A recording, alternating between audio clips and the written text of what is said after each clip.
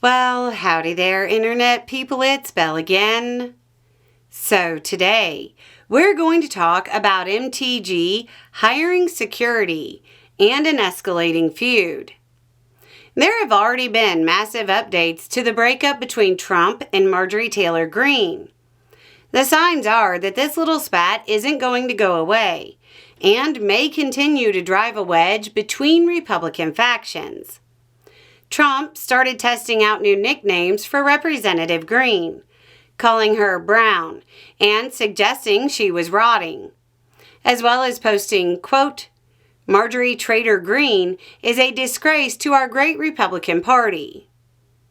Greene's message was certainly a little beyond juvenile high school remarks altering somebody's name.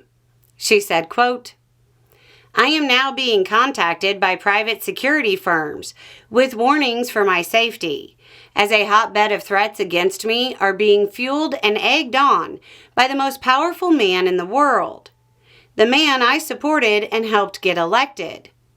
Aggressive rhetoric attacking me has historically led to death threats and multiple convictions of men who were radicalized by the same type rhetoric being directed at me right now.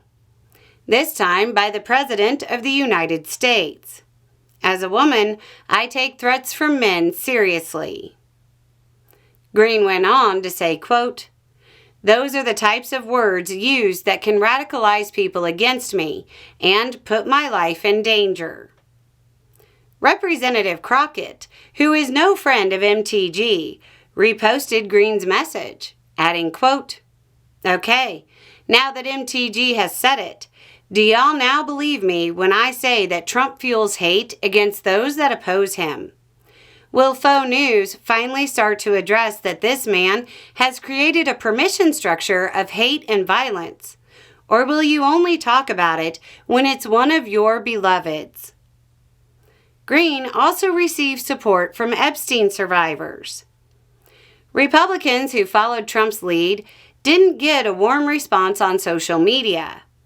Congressman Troy E. Nehls announced he would be voting against releasing the Epstein files on Tuesday. The response was so overwhelming that Greene used it as an example for other Republicans, posting, quote, "The ratio on this post should serve as the ultimate warning to all of my Republican colleagues. You vote no on Tuesday to release the Epstein files and face severe outrage from America. Republicans don't have support from women, and this right here is a perfect example of why." For those who aren't on social media a lot, the ratio being referred to is the amount of positive interactions to negative interactions. If you want some clear numbers, Nell's post was hearted 3,900 times. Greene's was hearted 84,000 times.